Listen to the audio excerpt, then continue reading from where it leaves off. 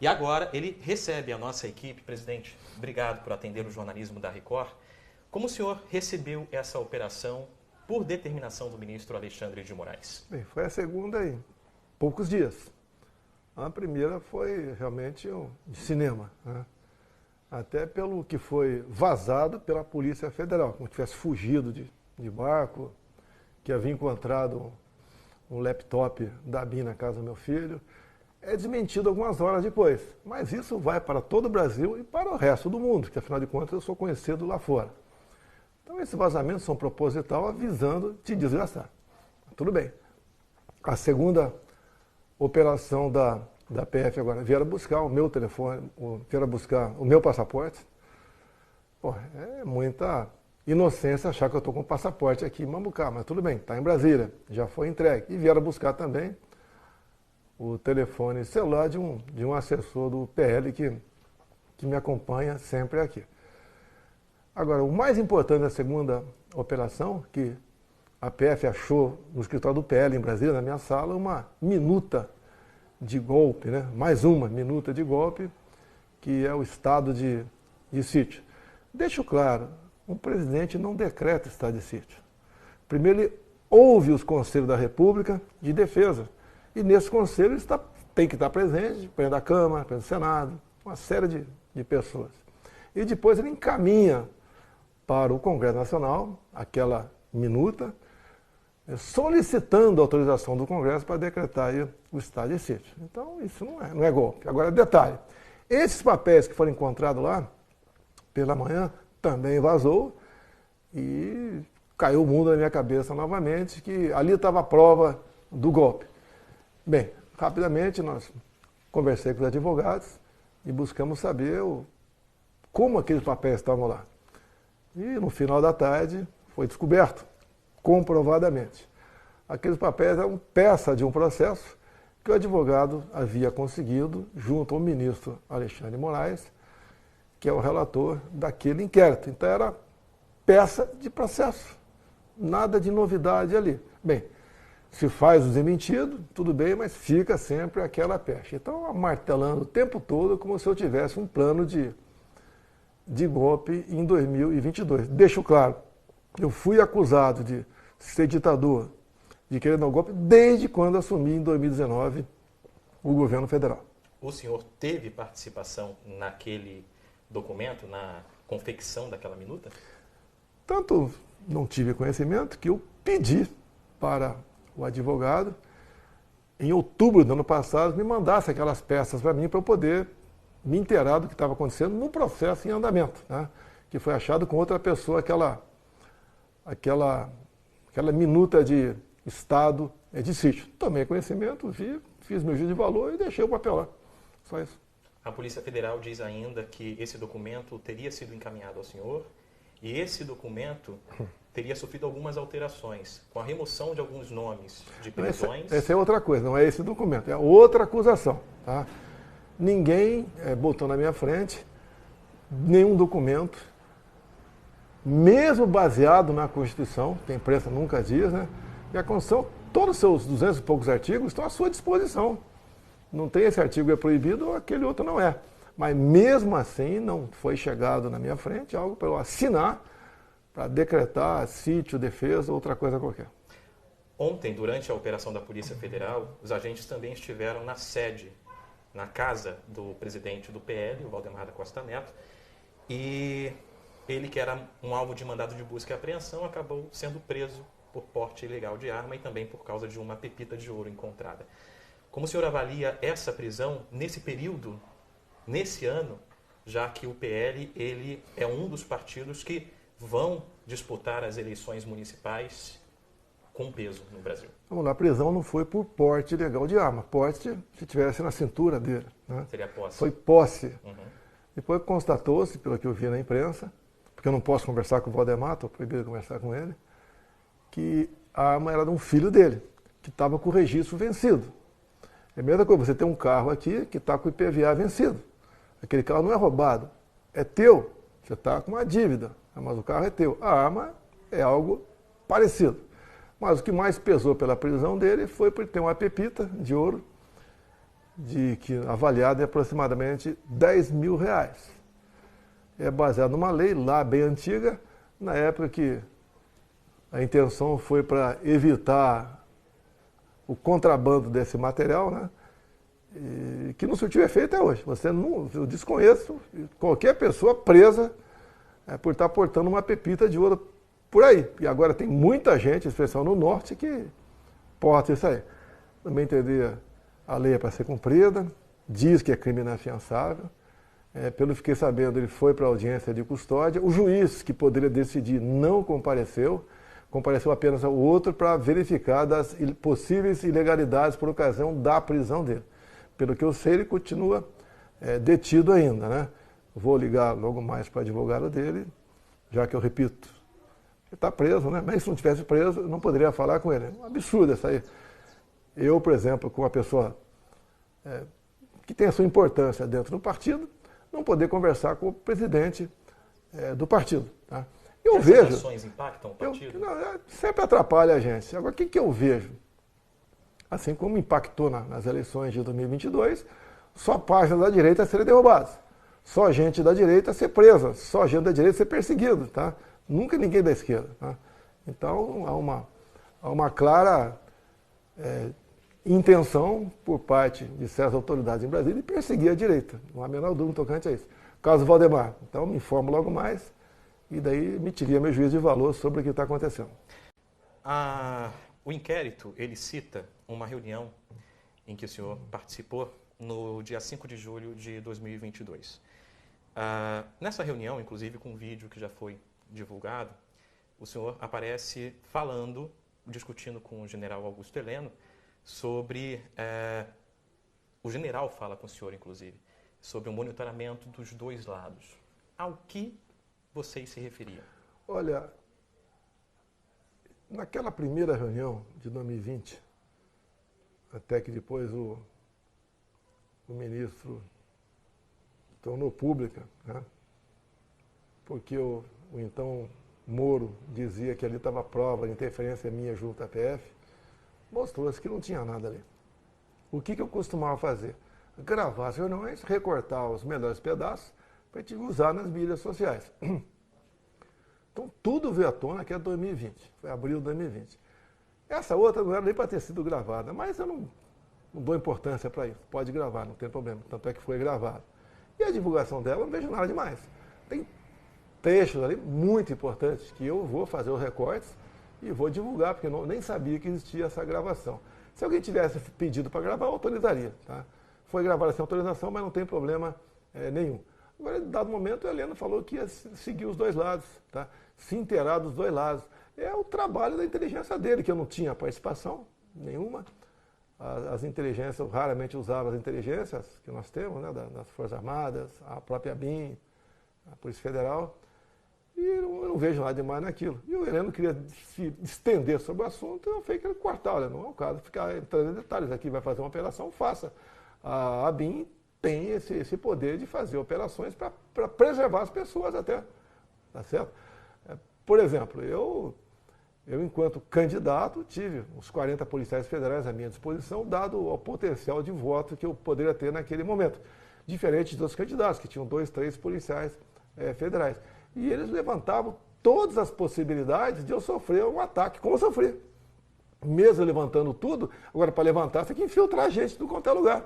Como é que vai saber se eu ia levar uma facada, um tiro, se o pessoal da Polícia Federal não buscar informações ali na localidade, no caso, em Juiz de Fora. E digo mais, eu devo a minha vida, primeiro a Deus, né? E depois a ação da Polícia Federal em Juiz de Fora. Porque todo o trajeto previsto eu fazer, eu tinha uma rota de fuga no caso de um incidente, como foi essa tentativa de homicídio que eu sofri. E graças a isso, se eu tivesse chegado 2, 3 minutos mais tarde na Santa Casa, tendo em vista a facada ter perfurado a mesentéria, eu teria morrido com toda certeza. O senhor é citado nesse inquérito como parte interessada num golpe de Estado com a abolição do Estado de Direito. Qual é a sua posição quanto a essa acusação? Olha, esse termo golpe de Estado, abolição do Estado Democrático de Direito é completamente, não é nem equivocado. Né? É um crime falar nisso daí. O pessoal do 8 de janeiro, no meu entender, foram levados para uma armadilha da esquerda, mas o que aconteceu foi baderno. Ninguém tentou de forma violenta, usando armas, como eles estão sendo acusados e condenados, até 17 anos de cadeia por causa disso, para mudar o Estado Democrático de Direito. Num domingo, tudo fechado em Brasília. E outra coisa, quando você fala em golpe de Estado, geralmente é algo tramado na surdina. Tem que ter força, ou militar, ou tem que ter arma esse negócio, não teve nada disso. E outra coisa, os 1.500 acusados de tentativa de golpe de Estado. Olha, 1.500 pessoas iam partindo por um golpe e ninguém sabia de nada. E, obviamente, uma situação dessa, hipotética, como eles alegam, né, é um negócio que tinha que vir sendo programado. Alguns querem jogar até a minha responsabilidade. Eu não estava no Brasil. Como é que eu vou dar um golpe, eu fora do Brasil, onde os comandantes militares, né, que eram novos naquele 8 de janeiro, foram nomeados por mim, enquanto presidente, a pedido do Lula. Eu não tinha mais nada a ver com isso, e aquelas pessoas, no meu entender, estão sendo injustamente condenadas. Então, nunca existiu uma tentativa de golpe no Brasil durante o meu governo. Eu discutia tudo com todos os meus 23, depois 22 ministros, sobre tudo o que acontecia, exatamente para você se precaver. Os movimentos que a direita fez ao longo do meu mandato, que era uma coisa fantástica, nunca vi tanta gente, você não viu uma lata de lixo virada, uma vidraça quebrada, papel no chão, pessoas extremamente educadas, tá certo? E assim se comportou o meu governo. Agora, quando fizemos a transição, 2 meses, sem problema nenhum, eles tiveram acesso a tudo, tá?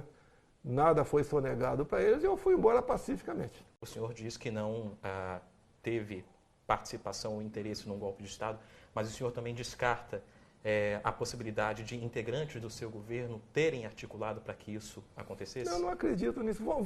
Vontade de fazer as coisas, indignação, sempre acontece. Tá? Agora você pode ver, até nessa reunião de ministros, eu falei, vamos esperar acontecer para tomar providência. Tem que fazer antes, até falo, ninguém é querer botar tropa na rua, atirar, fazer nada de violento no tocante. Agora, durante o período eleitoral, você pode ver, o TSE me proibiu de mostrar imagens do 7 de setembro. Me proibiu de mostrar imagens da ONU e também do enterro da rainha lá no Reino Unido. Me proibiu de mostrar o Lula defendendo o aborto. O Lula defendendo ladrões de celulares, né, como se fosse bacana, porque era um direito de tomar uma cervejinha. Me proibiu de mostrar Lula ao lado de Maduro, ao lado de Ortega, a Nicarágua, que prende padres, expulsa pastores, todos os opositores estão presos. Tá? Me proibiu de mostrar o Lula com o CPX. Me proibiu de fazer live na casa que eu ocupava. Eu, como presidente, não posso ocupar um condomínio. Imagine como é que seria o tumulto num condomínio se tivesse uma casa minha morando lá. Tinha que ser lá o meu local, minha moradia. Proibido de fazer live lá, não tem cabimento. E uma coisa muito importante, por que o TSE fez uma campanha em 2022 para os jovens se alistar? Nós sabemos que os jovens de 16 a 17 anos, 70%, 80% votam na esquerda. E nessa campanha, 4 milhões e pouco de jovens tiraram de eleitor. Só aí os jovens deram uma diferença de mais de 2 milhões de votos para o outro lado. Houve interferência ou não houve? Ou você não pode tocar nesse assunto, que é crime, após a sua matéria eu posso receber a visita da PF aqui para uma outra busca e apreensão, até outra medida mais gravosa do que essa. Então, houve influência? Sim, houve influência. É uma realidade. Não é choro de perdedor, não, deixar bem claro isso aí, mas está na cara o que eu te falei, teria muito mais coisa para falar. Uma última pergunta. O senhor tem estado aqui nas 2 últimas, né? Estava aqui nas 2 últimas operações da Polícia Federal. Como tem sido esses dias?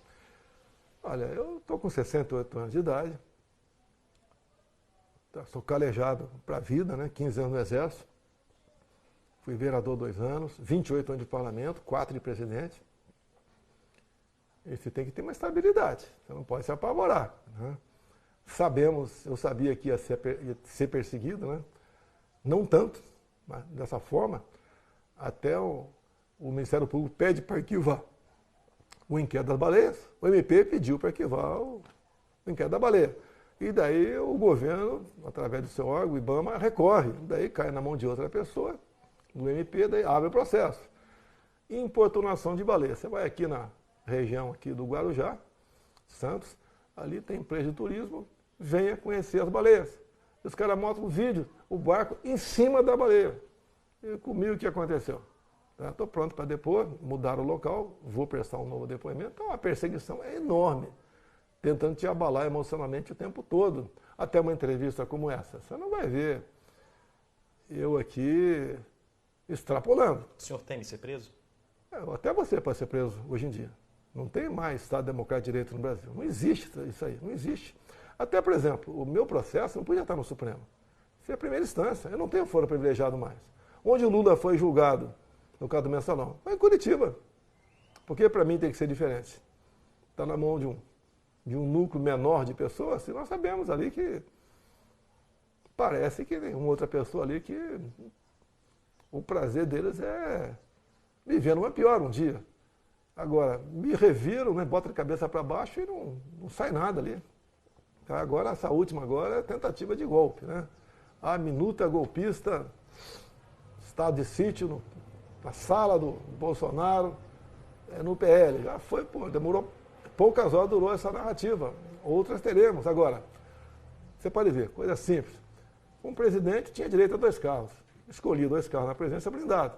Uma semana antes de chegar no Brasil, a ordem superior do atual governo retirou o carro blindado de mim. Hoje em dia, eu tenho 4 auxiliares, que eu tenho direito a 8, que não podem conversar comigo, e um preso. Agora, a prisão é uma coisa que em última análise, né, em último caso, você decreta a prisão da pessoa. E o que está sendo essa pessoa presa é tentativa de golpe. É uma coisa que não se sustenta, não tem razão de ser, e achou-se isso como uma forma de perseguir. Perseguindo como? Fazendo a pesca probatória. Toda hora chega, pega o telefone de todo mundo.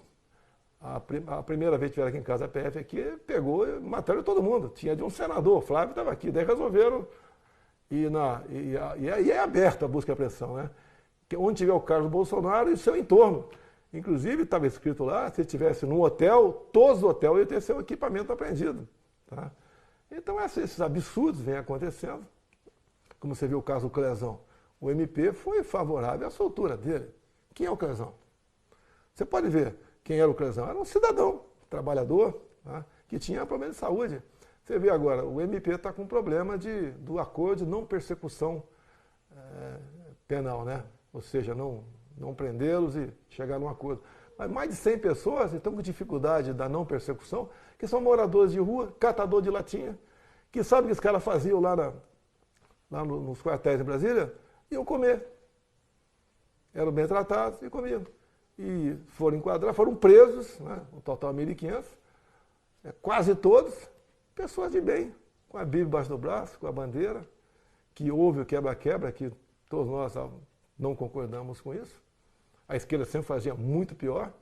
O nosso pessoal nunca fez, por isso eu acho que foi uma armadilha. Agora, dizer que aquelas pessoas eram terroristas, se fossem terroristas, por que o Jean G. Dias passeava entre eles tranquilamente? E você só teve acesso a essa imagem que uma rede de televisão resolveu botar no ar. Porque lá atrás só passou, né, só se divulgou uma imagem de um magrinho derrubando o relógio com uma camisa com a minha estampa. E daí o que o governo falava? Que não tinha mais imagens. Daí apareceram essas imagens. É a mesma coisa as imagens do Ministério da Justiça. Olha, se alguém queria dar um golpe, né, eu sou suspeito desse alguém, por que não mostra as imagens? Por que esconde as imagens? Mostra, pô. Eu não quero falar o que eu sei que estava ali do lado, né, para não me chamarem de leviano. Mas eu sei que estava ali do lado. Eu sei que aquilo poderia ter sido evitado. Por que o Lula de manhã foi para Araraquara? Estava preocupado com chuvas de dezembro, mas não foi visitar Santa Catarina, embaixo d'água. Não foi em certas regiões inundadas também do Rio Grande do Sul. Foi naquele domingo, foi para combinado, com toda certeza. Olha, sai da cena do crime, né? Contrariando o Alckmin, né? Saia da cena do crime, porque nós vamos atingir o nosso objetivo aqui. Vamos ter o nosso Capitólio Tupiniquim aqui em Brasília.